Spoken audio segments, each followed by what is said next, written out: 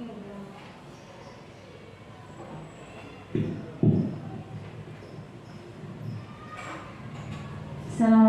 warahmatullahi wabarakatuh. Waalaikumsalam warahmatullahi wabarakatuh. Bapak Ibu yang saya hormati, saya ucapkan terima kasih atas kehadirannya di forum ini. Di sini perkenalkan saya Eka Siawati dari UPTSD Negeri 30 Gresik, calon guru penggerak angkatan 6 dari Kabupaten Gresik. Di sini saya ingin berbagi, bukan maksud saya sebagai orang yang punya pengetahuan lebih, tapi kebetulan saya mendapatkan kesempatan untuk belajar lebih awal, dan di sini saya mendapatkan kewajiban untuk berbagi, membagikan apa yang sudah saya pelajari selama beberapa bulan ke belakang dalam mengikuti kegiatan calon guru penggerak di angkatan 6 Kabupaten Gresik. Di sini aksi nyata modul 1.4 mengenai penerapan budaya positif. Langsung saja saya lanjut ke slide yang kedua.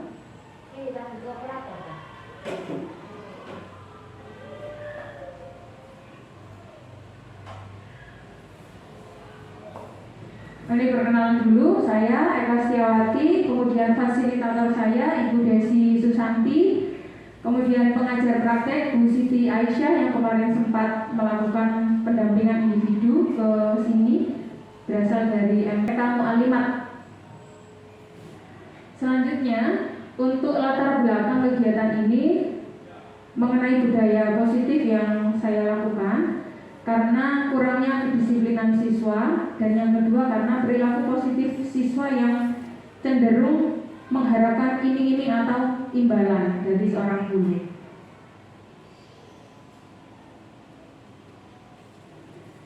Tolak ukur keberhasilan dari budaya positif yang saya lakukan, yang pertama dengan menurunnya tindakan indisipliner oleh siswa.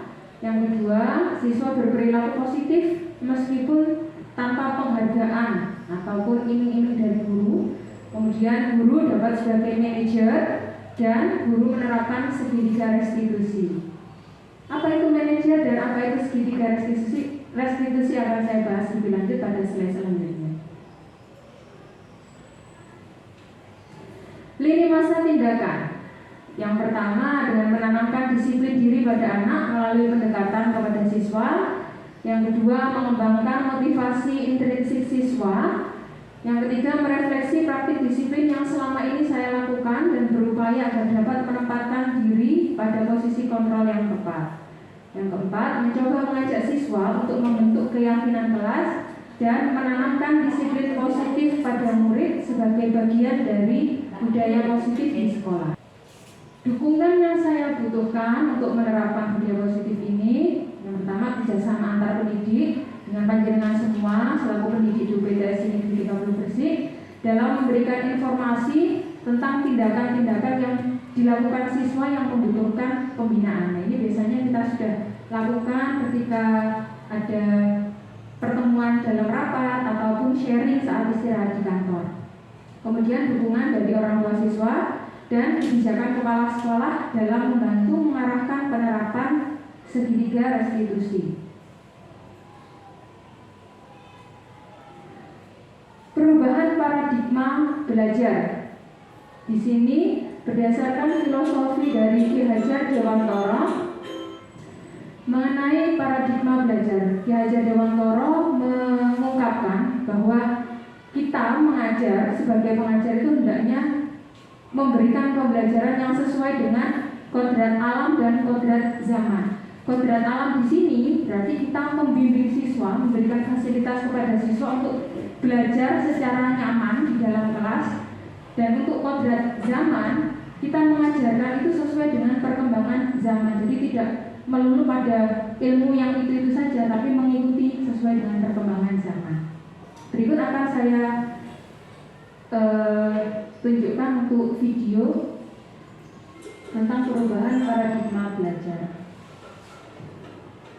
Setiap tanggal 2 Mei kita memperingati Hari Pendidikan Nasional yang diambil dari hari kelahiran Ki Hajar Dewantara.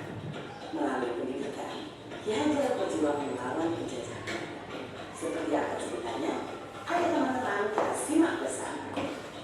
Ki Hajar Dewantara terlahir dengan nama Raden Mas Suwardi Suryaningrat pada tanggal 2 Mei 1889. Ia dibesarkan dalam lingkungan keraton Pakualam di Yogyakarta. Ki Hajar sempat kuliah di Setia atau Sekolah Dokter Pribumi. Kemudian ia bekerja sebagai wartawan di koran seperti Putusan Media dan Kaum Muda. Sejak muda, Ki Hajar berani menentang pemerintah kolonial Belanda. Bersama Hans Becker dan Cipto Mangunkusumo, ia mendirikan Indische Partij pada tahun 1912 yang bertujuan mencapai Indonesia merdeka. Akibat kritiknya pada pemerintah Belanda dalam tulisan Seandainya Aku Seorang Belanda, Ki Hajar diasingkan ke Pulau Bawah. Hans Becker dan Cipto Mangunkusumo membela sahabatnya, sehingga akhirnya tiga saudara ini diasingkan bersama-sama ke Belanda. Masa pengasingan di Belanda dimanfaatkan Ki Hajar untuk mendalami dunia pendidikan dan pengajaran. Pada tahun 1919, Ki Hajar kembali ke tanah air dan terus mengkritik pemerintahan kolonial Belanda lewat tulisan-tulisannya. Karena ia pun sering keluar masuk penjara. Tanggal 3 Juli 1922, Ki Hajar mendirikan lembaga pendidikan taman siswa di Yogyakarta. Sejak saat itu, Suwardi Suryaningrat memakai nama Ki Hajar Dewantara. Anak-anak dari semua kalangan, baik minat maupun rakyat biasa, bisa bersekolah di taman siswa. Perguruan ini memiliki semboyan Innaso Sempurna, Inmatio Manungkaso, Tuturi Handaya. Artinya, di depan memberi contoh, di tengah membangun semangat, dan di belakang memberi dorongan. Prinsip ini berlaku untuk semua pamong atau guru dan murid di taman siswa. Setelah Indonesia merdeka, Presiden Soekarno mengangkat Ki Hajar sebagai Menteri Pendidikan pertama. Sehingga buku Handaya itu hingga kini tetap dipakai dalam dunia pendidikan Indonesia. Bapak Ibu calon guru penggerak telah menyimak video profil sejarah Bapak Pendidikan Nasional kita Ki Hajar Dewantara. Pada kesempatan ini, izinkan saya untuk memaparkan refleksi saya terkait pemikiran Ki Hajar Dewantara untuk membuat kita lebih memahami impian besar beliau untuk membawa anak Indonesia mencapai kemerdekaan belajar. Ada dua hal yang ingin saya sampaikan di sini. Pertama, beliau berkata bahwa pendidikan adalah tempat persemaian benih-benih kebudayaan. Pada hal ini, Ki Hajar membuat sebuah koneksi dua hal yang tidak terpisahkan antara pendidikan dan kebudayaan. Dua hal ini adalah satu kesatuan. Menurut Ki Hajar, untuk mencapai kebudayaan yang kita mimpikan, peradaban bangsa yang kita cita-citakan, pendidikan adalah fondasinya. Atau dengan bahasanya Ki Hajar adalah tempat persemaian benih-benih kebudayaan. Dengan kata lain, pekerjaan yang kita lakukan di pendidikan bukan saja pekerjaan untuk anak bersekolah, ujian hasilnya baik, dan lain sebagainya, tapi adalah pekerjaan untuk menjemput kebudayaan yang kita cita-citakan. Dengan kata lain, ini adalah pekerjaan untuk membentuk peradaban. Jadi ini peran yang sangat penting antara pendidikan dan kebudayaan. Dua-duanya adalah satu ikatan yang tidak bisa dilepaskan. Yang kedua, inti dari filsafat Ki Hajar Dewantara itu adalah perubahan. Dalam hal ini, bagi saya, analogi yang tepat untuk filsafat Ki Hajar Dewantara itu adalah seperti tata surya, selalu bergerak, selalu tidak pernah berhenti dari waktu ke waktu, dia tidak pernah statis. Karena itu bagi Ki Hajar, kebudayaan tidak boleh statis, harus terus bergerak. Dalam upaya pemeliharaan kebudayaan, bagi Ki Hajar itu harus terus bergerak sesuai dengan kodrat alam dan kodrat zamannya. Jika kebudayaan itu terisolasi, kebudayaan itu akan menuju kehancuran. Pendidikan pun juga sama, tidak boleh statis. Pendidikan harus terus berubah, menjawab tuntutan zamannya. Karena sepertinya kalau dalam tata surya itu, kalau Bapak Ibu bayangkan, kalau planet itu berhenti bergerak statis dia, itu akan terjadi sebuah chaos, sebuah kekacauan. Dan itulah yang dilihat oleh Ki Hajar bahwa semuanya itu harus terus bergerak dan bergerak, tidak pernah berhenti. Artinya perubahan adalah hal yang kekal, yang harus terus terjadi. Selanjutnya, planet-planet itu pun dalam tata surya tidak ada yang sama. Di sini terlihat keberagaman.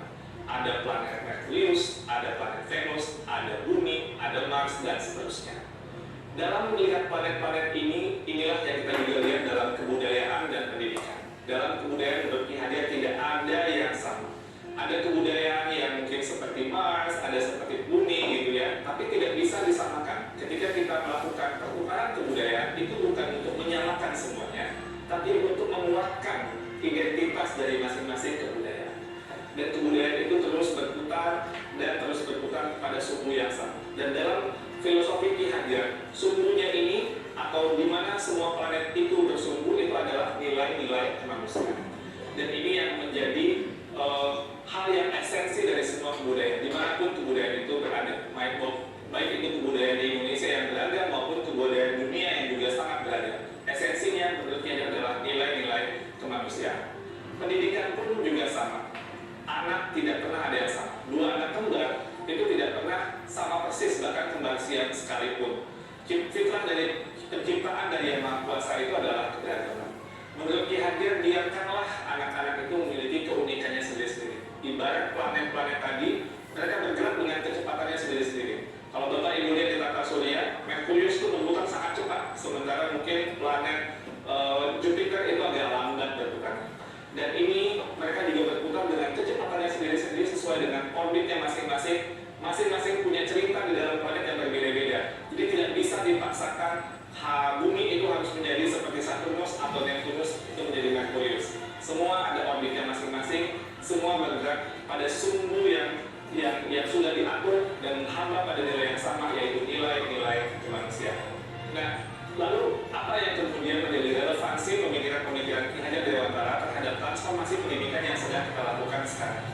Filosofi Ki Hajar adalah filosofi tentang perubahan. Dalam hal ini ada 3 kerangka perubahan Ki Hajar Dewantara. Yang pertama adalah kodrat keadaan. Dalam melakukan perubahan, kita harus melihat kodrat keadaan yang terbagi 2. Pertama, kodrat alam. Yang kedua, kodrat zaman. Kodrat alam itu adalah terkait dengan alam tempat di mana masyarakat itu berada. Seperti yang digambarkan oleh Ki Hajar, kalau alamnya daerah pertanian itu berbeda dengan daerah pegunungan atau daerah alam pantai. Yang 2 musim itu berbeda dengan 4 musim dan seterusnya. Ki Hajar bercerita bahwa kalau orang Belanda melihat orang Indonesia itu boros, karena orang Indonesia alamnya sangat ramah sekali, jadi tidak pernah mungkin berpikir untuk masa depan yang terlalu jauh, karena alamnya selalu menyediakannya. Sedangkan orang Indonesia melihat Belanda itu pelit, tapi ini Belanda dibentuk oleh alamnya juga, karena dia harus hidup 4 musim, dia harus berhemat, karena nanti ketika datang musim dingin, tidak bisa lagi tumbuh atau petani tidak bisa bergerak. Jadi ini kodrat alam yang membentuk sebuah kebudayaan, kebiasaan sebuah masyarakat. Nah, lalu juga ada kodrat zaman, bagian kedua dari kodrat keadaan. Kodrat zaman ini berarti bahwa walaupun alamnya sama, seperti daerah Bandung atau daerah Semarang dan lain sebagainya, itu tidak pernah sama dari waktu ke waktu. Jakarta tahun 1950 berbeda dengan Jakarta tahun 2020 dan akan berbeda dengan Jakarta 2050 dan seterusnya. Masing-masing zaman itu memiliki tantangannya sendiri-sendiri. Pada saat ini tantangan kita adalah bagaimana menjawab revolusi industri 4.0 dan sebagainya. Percepatan revolusi teknologi ini sangat luar biasa dan ini merupakan tantangan yang pada zaman ini sedang kita hadapi. Lalu yang kedua adalah prinsip melakukan perubahan. Kalau tadi kodrat keadaan, yang kedua ini prinsip melakukan perubahan. Di sini ada yang namanya azas trikon, kontinuitas, konvergensi, dan konsentris. Dalam melakukan perubahan menurut Ki Hajar, kita harus melakukan sebuah dialog kritis dengan sejarah kita. Kita harus menjaga nilai utama dari masyarakat kita. Harus berakar pada identitas utama dari sebuah masyarakat. Jadi walaupun perubahan itu menjawab kodrat zaman, tapi nilai esensi budaya masyarakat itu harus tetap dipegang. Tapi juga harus ada dialog kritis sehingga bisa terus berubah. Jadi kontinuitas ini bisa terjaga. Yang kedua, harus konvergensi. Maksudnya apa? Perubahan-perubahan yang kita lakukan itu harus menuju pada suatu titik yang memperkuat nilai-nilai kemanusiaan. Jadi, dalam konteks konvergensi ini, pendidikan itu harus memanusiakan dan memperkuat kemanusiaan kita. Yang ketiga, konsentris. Jadi, walaupun menuju pada nilai-nilai yang sama, gitu, sumbu yang sama, tapi kita tetap harus menghargai keragaman yang ada. Karena kalau konsentris itu ibarat planet tadi, dia berputar sesuai dengan sumbunya, sesuai dengan orbitnya, tidak bisa dicampurkan. Karena itu pendidikan itu harus menghargai keunikan. Karena itu juga pendidikan itu harus memerdekakan. Biarkanlah masing-masing berputar pada subuhnya berbeda sesuai dengan orbitnya. Menurut pengangkatan Ki Hajar, pendidik itu ibarat petani. Petani itu dia bercocok tanam, dia memiliki banyak sekali misalnya bibit. Ada bibit padi, ada bibit jagung, ada bibit kedelai.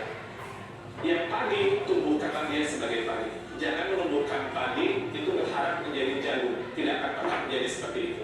Dan jangan pula memelihara jagung dengan ilmu memelihara padi, nggak jadi tumbuh kembangnya jagung itu.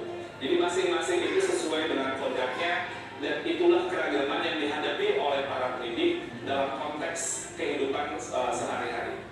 Lalu yang ketiga, apa yang berubah? Yang berubah di sini adalah budi pekerti.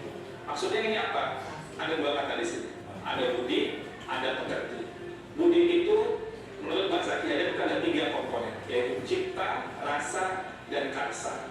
Cipta itu artinya pikiran, rasa itu perasaan, karsa itu adalah kemauan, dan pekerti. Pekerti itu maksudnya tenaga atau raga. Dalam filosofi pendidikan Ki Hajar, ini harus seimbang terjadinya perubahan tersebut. Ada olah cipta, menajamkan pikiran, olah rasa, menghaluskan rasa, olah karsa, memperkuat kemauan, dan olah raga, menyehatkan jasmani. Sehingga pendidikan itu harus holistik, harus seimbang, tidak bisa timpang. Kalau pendidikan ini bisa kita lakukan dengan seimbang, menurut Ki Hajar, ini akan menjadi kesempurnaan budi pekerti yang membawa kita pada kebijaksanaan. Dengan kata lain, jika kita melakukan pendidikan yang seimbang, tumbuh kembang anak secara holistik, ini akan menghadirkan banyak insan-insan yang penuh kebijaksanaan. Sebaliknya, jika kita melakukan pendidikan dengan timpang, maka kita akan menciptakan masyarakat yang langka, bahkan mungkin hampa dengan kebijaksanaan. Pada akhirnya, semua disiplin ilmu harus menuju kepada kebijaksanaan. Dan relevansi yang kedua dari apa yang kita pelajari dari filosofi Ki Hajar adalah keharusan untuk memandang anak dengan rasa hormat, berorientasi kepada anak. Jadi apa tujuan pendidikan kita? Itu adalah murid. Jadi terima kasih atas waktunya untuk menyimak video yang sudah saya tayangkan.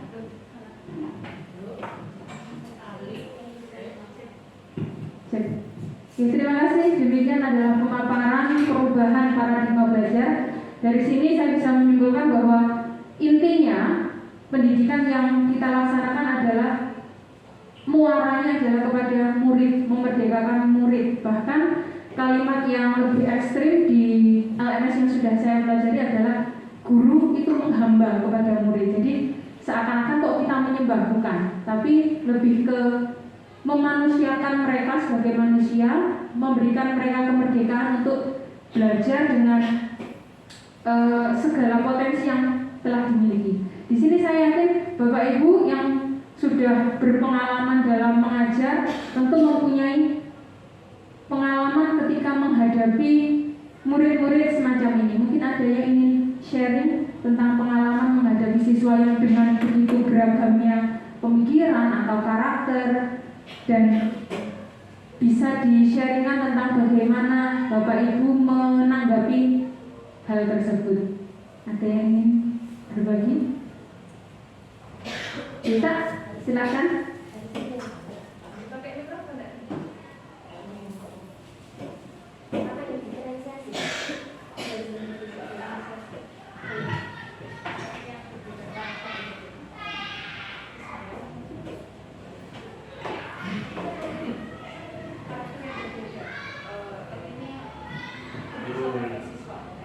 Mungkin ini Bu Ira, kalau saya lebih ke bukan ke karakternya sih, pengalaman yang bisa saya share di sini mungkin lebih ke gaya belajar peserta didik saya di kelas.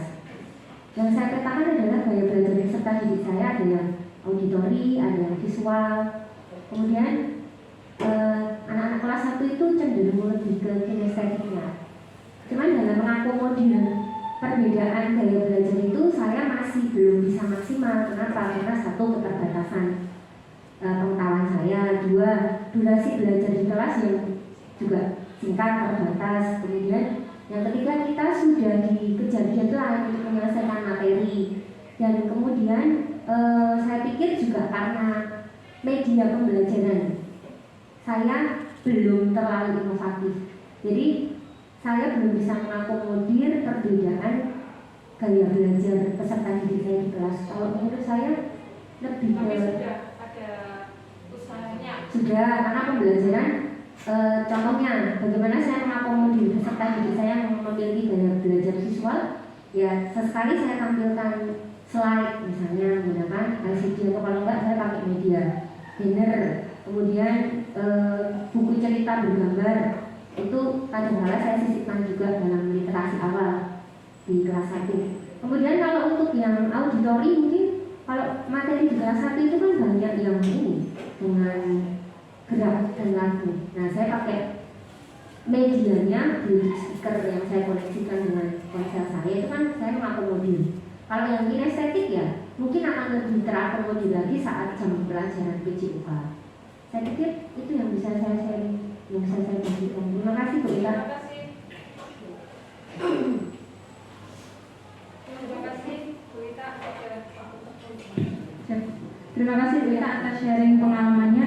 Saya rasa Bapak Ibu juga pasti sudah berupaya untuk memberikan pendidikan sebaik mungkin kepada siswa dengan cara yang menurut Bapak Ibu sesuai dengan bagaimana mengelola pembelajaran di dalam kelas.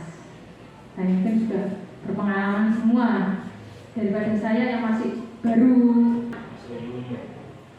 Kita lanjutkan untuk disiplin positif. Disiplin positif, maka ada disiplin di sini adalah sesuatu yang dilakukan seseorang pada orang lain untuk mendapatkan kepatuhan. Seseorang yang memiliki disiplin diri berarti mereka bisa bertanggung jawab terhadap apa yang dilakukannya. Sebagai pendidik, tujuan kita adalah menciptakan anak-anak yang memiliki disiplin diri sehingga mereka bisa berperilaku dengan mengacu pada nilai-nilai kebajikan universal dan memiliki motivasi intrinsik.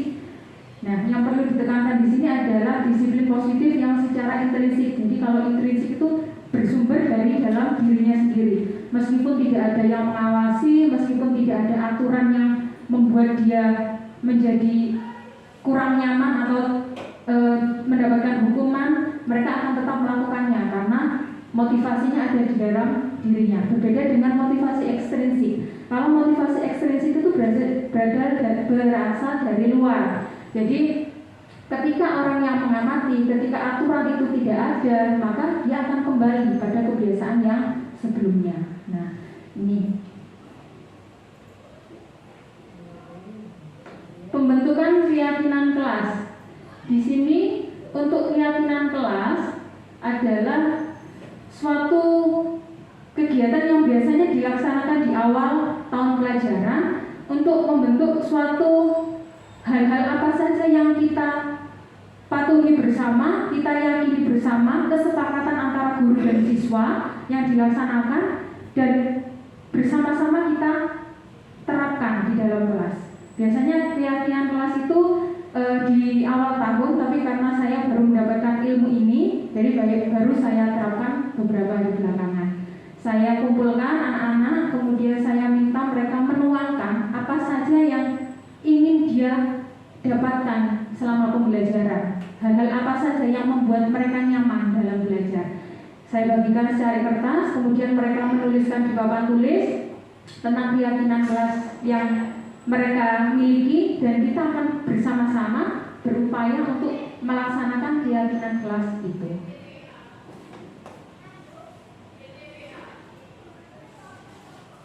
Di sini saya bagikan kertas.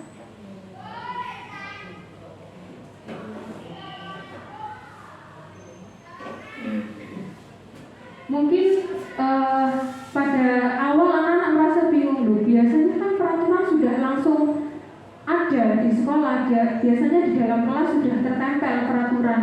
Beda lagi kalau keyakinan kelas ini boleh dikatakan kita menawarkan kepada siswa hal-hal apa saja yang ingin mereka patuhi, hal-hal apa saja yang ingin mereka dapatkan. Jadi semacam itu.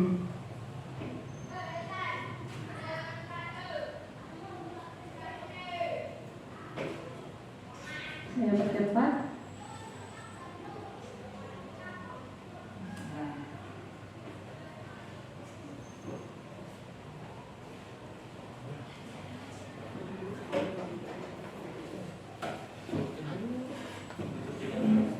Nah, dari sini kemarin saya mendapatkan 10 keyakinan kelas. Salah satunya adalah melakukan pembelajaran dengan tertib, kemudian tidak membuang sampah sembarangan dan lain sebagainya. Untuk keyakinan kelas ini nantinya akan saya pajang di kelas supaya anak-anak lebih mudah untuk mengingatnya.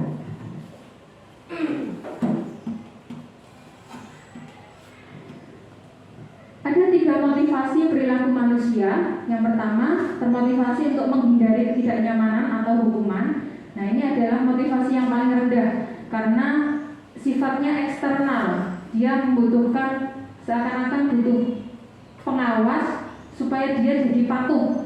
Nah, mungkin bisa dicontohkan tidak memakai helm karena takut ditilang polisi. Nah, itu adalah contoh dari motivasi eksternal. Beda lagi kalau motivasi internal, saya mau pakai helm karena saya ingin ketika jatuh saya tidak mau terjadi apa-apa pada saya. Nah, itu adalah motivasi internal.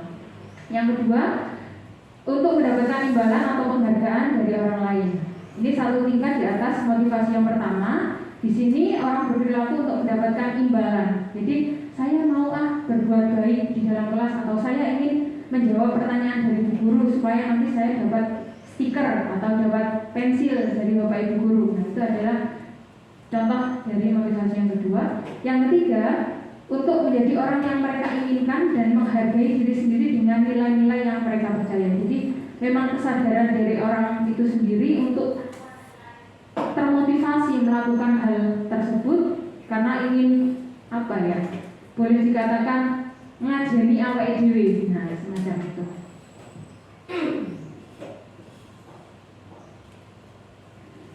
Untuk kebutuhan dasar, manusia memiliki 5 kebutuhan dasar. Yang pertama adalah kebutuhan untuk bertahan hidup, kebutuhan kasih sayang dan rasa diterima, kebebasan atau kebutuhan akan pilihan, kemudian ada penguasaan, yaitu kebutuhan pengakuan atas kemampuan, dan kesenangan, yaitu kebutuhan untuk bisa merasa senang. Di sini akan saya jelaskan. Kebutuhan bertahan hidup ini survival lebih ke bersifat fisik atau fisiologis untuk bertahan hidup, misalnya kesehatan, mendapatkan rumah, mendapatkan makanan. Nah, ini adalah kebutuhan bertahan hidup. Yang kedua, kebutuhan kasih sayang dan diterima. Kalau yang tadi fisiologis lebih ke fisik, kalau ini lebih ke psikologisnya, lebih ke kejiwaan. Meliputi kebutuhan akan hubungan dan koneksi sosial dengan banyak orang, kebutuhan untuk memberi dan menerima kasih sayang, kebutuhan untuk merasa menjadi bagian dari suatu kelompok. Jadi kalau kita menemukan ada anak yang dikucilkan, boleh dikatakan bahwa anak itu kekurangan dalam hal untuk diterima di dalam kelompoknya.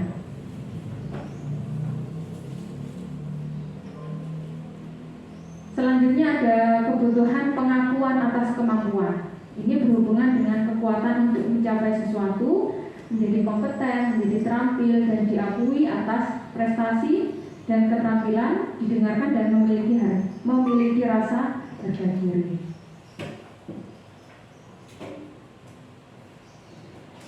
Selanjutnya ada kebebasan, kebutuhan untuk bebas, kebutuhan untuk kemandirian, otonomi, memiliki pilihan dan mampu mengendalikan arah hidup seseorang. Ini kebanyakan kalau anak-anak kan inginnya bebas terus. Nah, ini kita juga bisa memberikan kebebasan ini, tapi tetap kita sebagai pamo, sebagai guru mengarahkan anak ke jalan yang benar.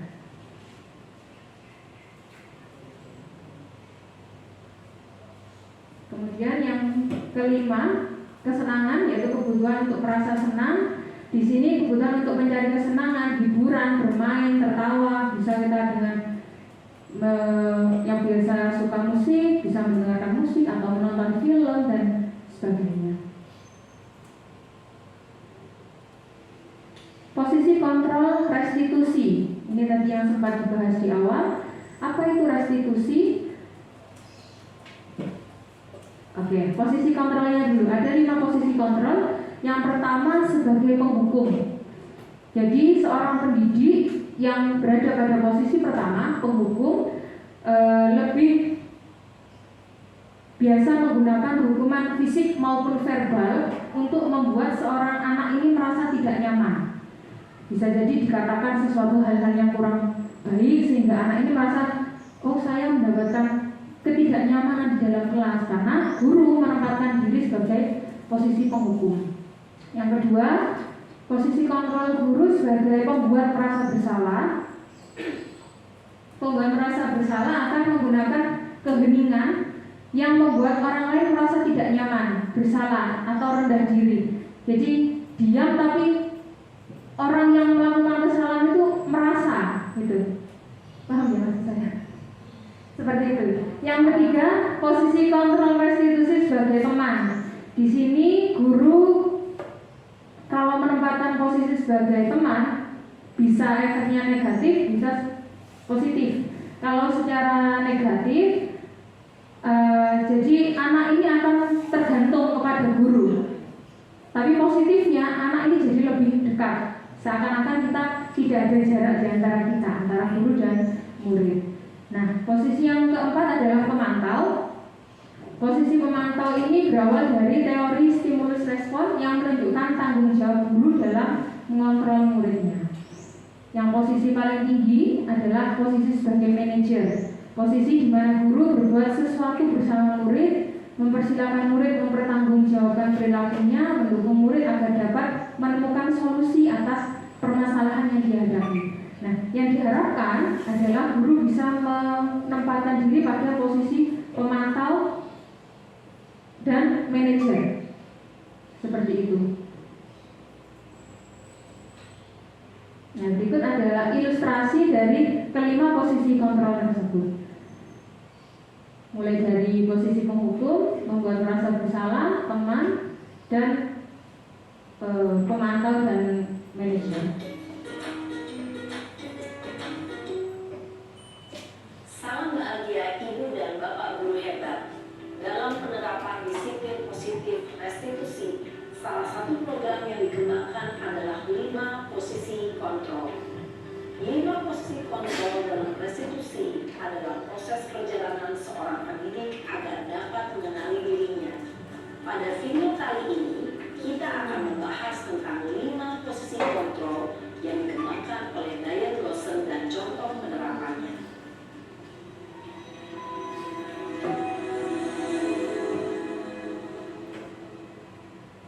5 posisi kontrol itu adalah 1. Posisi penghukum.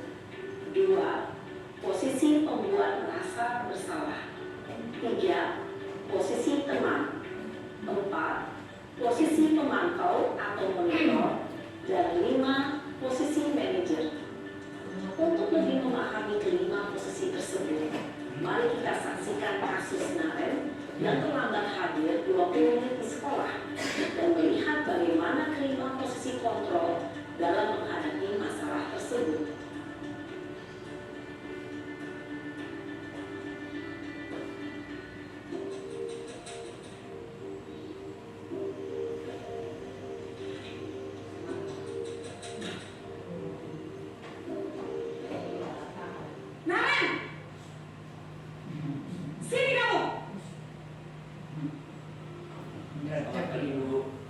Selalu terlambat.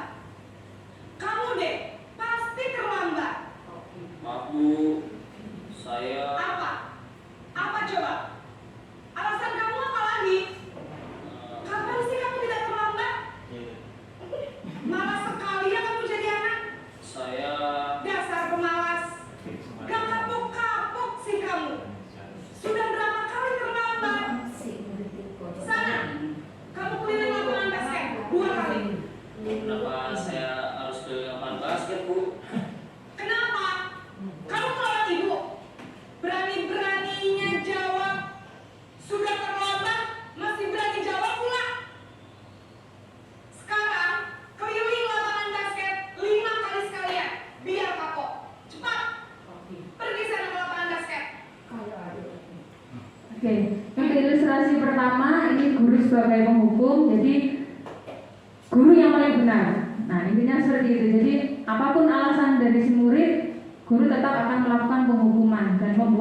si murid menjadi merasa tidak nyaman, baik secara fisik maupun secara verbal. Dilihat dari mimik mukanya juga guru dari nadanya juga tinggi, kemudian gestur tubuhnya juga menunjukkan marah. Posisi penghukum biasanya berbicara dengan nada tinggi, menghardik, menunjuk-nunjuk, menyakiti, dan menyindir. Hukuman bisa berupa fisik maupun psikis. Ibu dan bapak guru hebat. Dampak yang terjadi pada murid ketika guru berada pada posisi penghukum adalah murid cenderung akan memberontak, bahkan menyimpan dendam.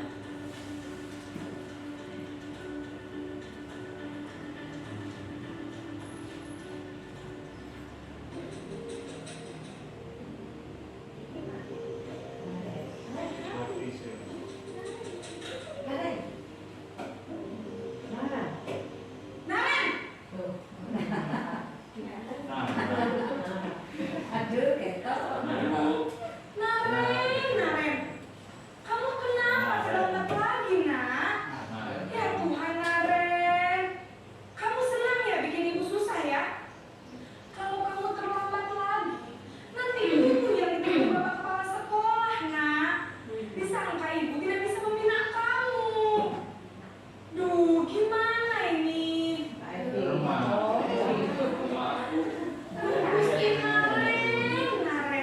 Kamu suka ya kalau ibu ditegur bapak kepala sekolah? Terus, sekarang ibu harus tulis apa ini di buku absen? Ini kamu sudah sering terlambat loh. Ibu harus apa coba? Maaf sekali. Ya sudah, lain kali jangan bikin ibu susah lagi ya nak ya. Ibu tidak akan mau lagi kalau begini terus. Saya hukuman kalau ibu ditegur bapak kepala sekolah. Sana cepat ke kelas. Maaf ya Bu. Maaf sekali. Itu adalah contoh dari posisi membuat merasa Posisi membuat bersalah. rasa bersalah, berbicara dengan nada tenang, cenderung lembut, namun kata-kata yang diutarakan membuat murid merasa menjadi orang yang gagal, memandang buruk dirinya sendiri, merasa tidak berharga, dan tidak sanggup membahagiakan orang lain. Ketika guru mengambil posisi pembuat rasa bersalah, murid akan menganggap dirinya yang bersalah dan ia akan menyimpan emosi negatif tersebut di dalam dirinya. Berbeda dengan posisi sebagai penghukum, kalau sebagai penghukum mungkin siswa akan menunjukkan emosinya, entah itu dengan mungkin memukul apa yang meluapkan emosinya. Tapi kalau sebagai pembuat merasa bersalah, anak ini memendam sendiri emosinya. Iya, karena dia merasa gagal sebagai murid karena membuat gurunya menjadi susah.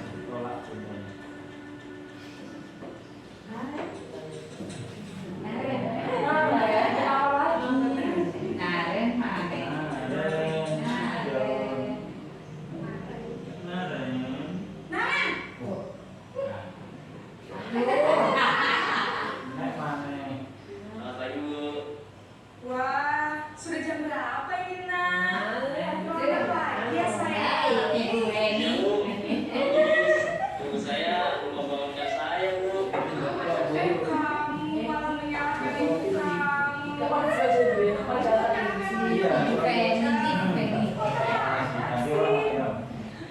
Iya Bu. Saya memang terlambat bangun tadi. Jadi biarpun saya lari kencang, tetap agak kencang Bu. Nanti lain kali larinya lebih kenceng lagi ya. Biar gak terlambat lagi. Bikin seneng ibu. Demi ibu. Bisa kan? Bisa lah Bu. Ya sudah, sana masuk kelas. Ibu beresin urusan absen kamu. Kamu ini ada-ada saja. Dalam posisi tenang, guru berbicara dengan nada suara ramah, akrab, cenderung bersenggah gurau untuk menjaga suasana tetap santai. Murid akan merasa senang, aman, dan akrab dengan guru. Identitas yang tercipta adalah identitas sukses atau berhasil. Namun, perlu diingat, karena ini masih dorongan eksternal, maka ada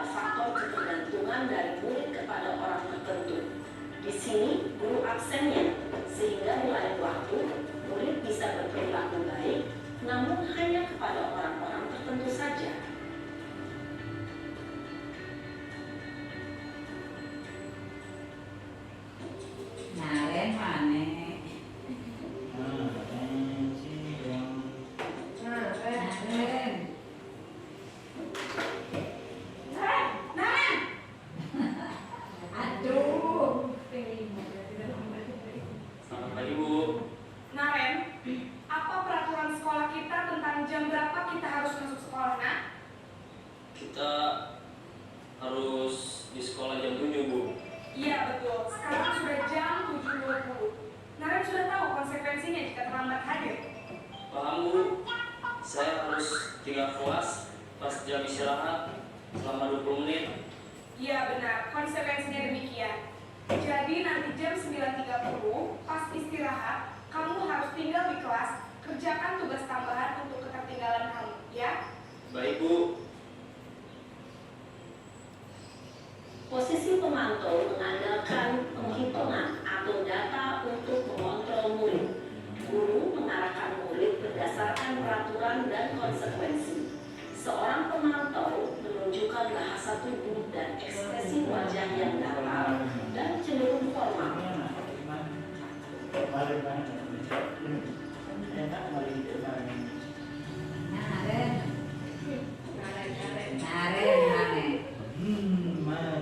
Posisi kontrol yang paling tinggi sebagai manajer. Naren! Aduh. Apa, Ibu? Selamat pagi Naren. Maaf, Bu. Saya terlambat. Iya, sekolah masuknya jam 7, sekarang sudah jam 7.20. Jadi sekarang bagaimana ini Naren? Maaf, Bu. Saya lupa setel alarm saya semalam. Baiklah, menurut kamu, keyakinan sekolah yang mana yang perlu kamu tingkatkan? Menghargai diri sendiri dan orang lain mungkin, ya, Bu. Setuju. Jadi, apakah Naren meyakini prinsip saling menghormati tersebut? Iya, Bu. Saya meyakininya.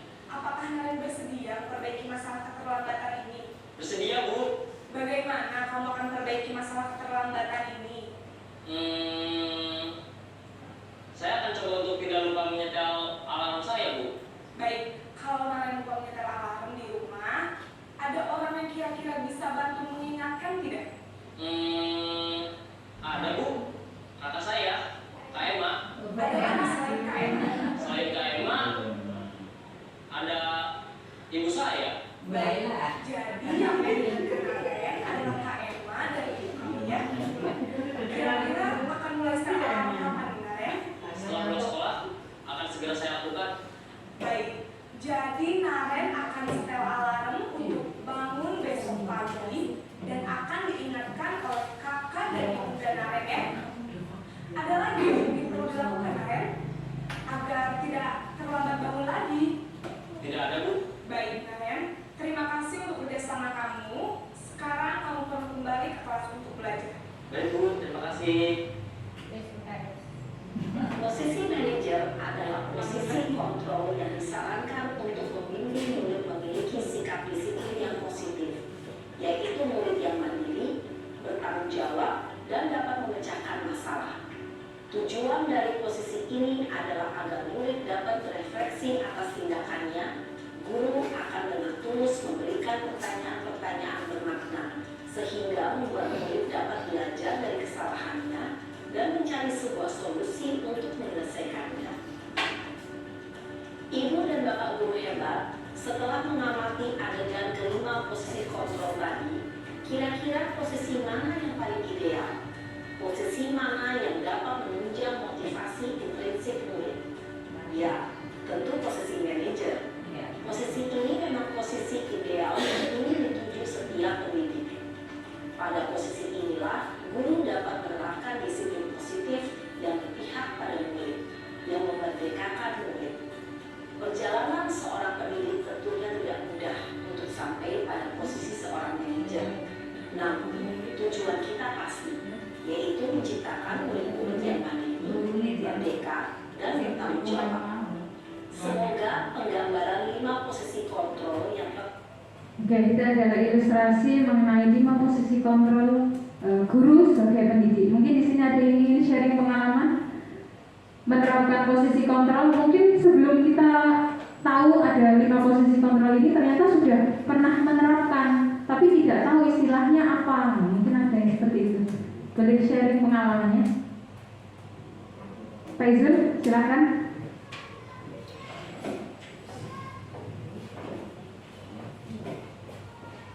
Terima kasih Bu Eka atas kesempatannya. Di sini saya berbagi pengalaman saya yang sudah saya terapkan di kelas maupun di lapangan. Berdasarkan saya pribadi di lapangan maupun di kelas itu yang saya terapkan di 5 posisi tersebut semua saya coba.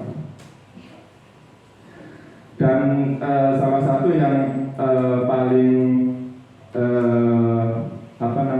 yang bisa diterima oleh siswa itu pada saat di posisi kontrol tersebut, tetapi sebelum di posisi kontrol manajer tersebut itu ada beberapa yang saya terapkan yang termasuk di posisi penghukum,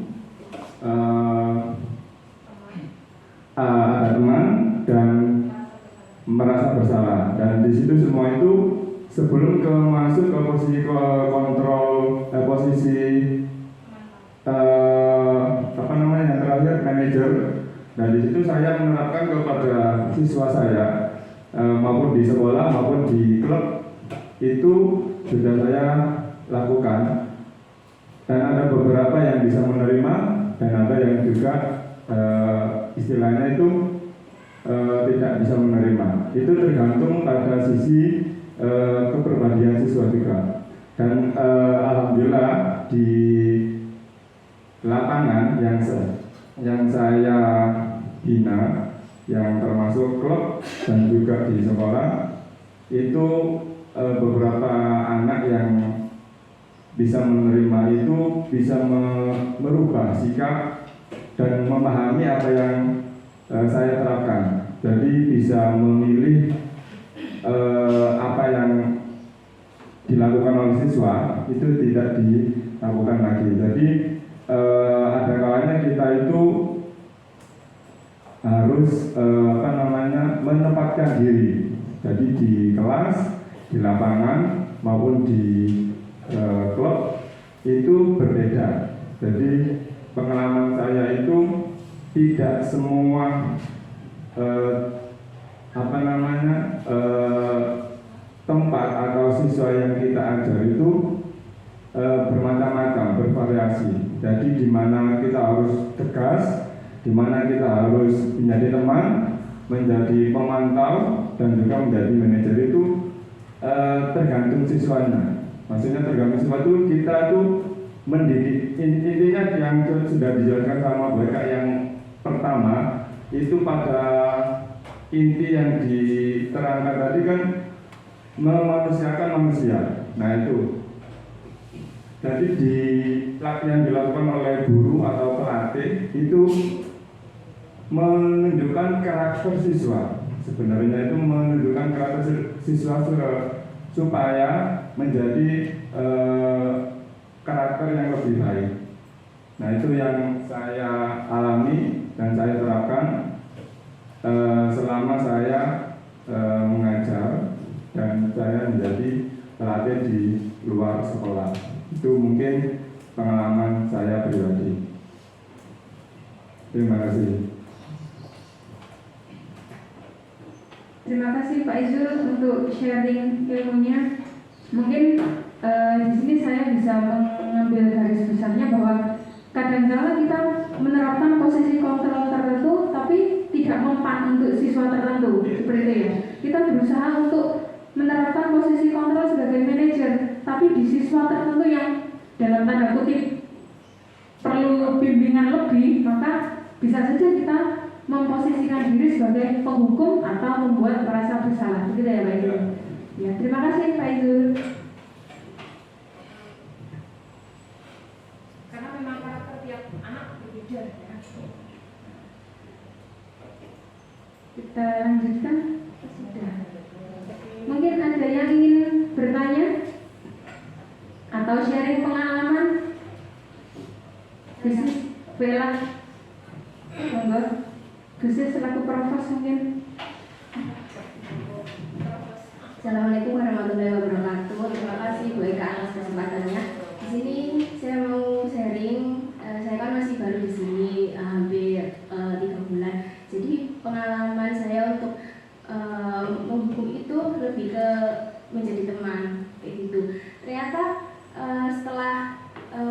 teman mereka itu kayak kok akhirnya tidak bisa mandiri, kayak lebih menggantungkan gitu loh, dengan kayak tugas-tugas, terus ini saya nggak ngerjakan kayak gitu kan. Kemarin kan sudah dibilang kalau ada PR yang dikerjakan itu kayak nggak bisa, tipikal orang yang nggak emosian, terus kayak bercandaannya itu ya harus ada bercandanya gitu loh Bu. Jadi kurang, menurut saya kurang kayak tegas atau gimana. Jadinya menurut saya akhir ini kalau memarahi mereka itu menjadikan mereka teman gitu. Jadinya menurut Ibu bagaimana?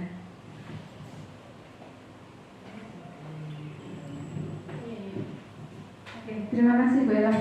Kalau menurut saya, kalau kita memposisikan diri sebagai teman, sesekali mungkin tidak masalah supaya kita menjaga keakraban dengan anak. Tadi sudah disebutkan bahwa dampak positifnya kita jadi lebih dekat ke anak, tidak ada jarak. Tapi dampak negatifnya anak akan ngenteng seakan-akan kalau dia punya tugas apa, jadi nggak ada tanggung jawabnya, kurang bertanggung jawab.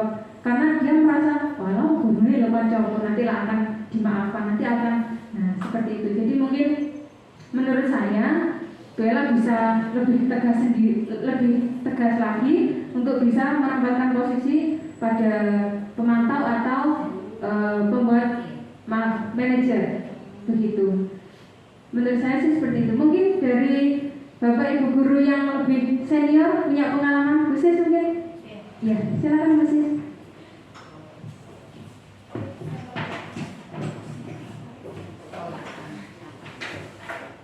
Terima kasih Bu Ida. Sehubungan dengan pembelajaran daring yang kurang lebih 2 tahun itu sangat berpengaruh dengan karakter anak. Jadi dalam hal ini guru cukup variatif. Ada level-level tertentu untuk membimbing karakter anak. Ya, kalau memang dirasa kita sebagai guru penghukum, kenapa tidak? Toh semuanya itu ada tahapan-tahapan. Kita nggak mungkin dengan cara yang amat sangat keras kita bisa lentur, kita bisa ya sesuai dengan karakter anak. Kalau memang anak tersebut dari orang tua yang latar belakangnya hanya menyerahkan guru saja, otomatis saya sebagai guru menggunakan level sebagai guru penghukum. Kalau memang dirasa anak tersebut dari orang tua yang kerjasamanya sangat baik, maka saya melakukan sebagai teman, bisa juga sebagai manajer. Itu pengalaman saya. Terima kasih. Terima kasih Bu Sis untuk sharing pengalamannya. Ya itu tadi memang tidak bisa kita melakukan semua disamaratakan. Kita memang berusaha untuk menempatkan posisi kita di posisi yang sebagai pemantau atau sebagai manajer, kita berusaha seperti itu. Tapi ada kalanya siswa tertentu yang memang sekali di posisi manajer, anak ini masih mengulangi, sekali lagi diulangi. Kita sudah melakukan berbagai upaya, ternyata masih belum menunjukkan perubahan pada diri siswa. Jadi menurut saya memang wajar saja jika kita melakukan atau menempatkan diri pada posisi penghukum atau di posisi pembuat merasa bersalah. Menurut saya seperti itu, karena memang karakter anak juga sekali ada yang diingatkan bisa langsung berubah, ada yang berkali-kali ternyata tidak menunjukkan perubahan. Kita sudah berupaya untuk memanggil orang tua, membuat kerjasama dengan mereka, ternyata hasilnya nihil. Mungkin seperti itu. Terima kasih. Mungkin ada yang ingin berbagi pengalaman yang lain sebelum saya tutup? Sudah? Oke.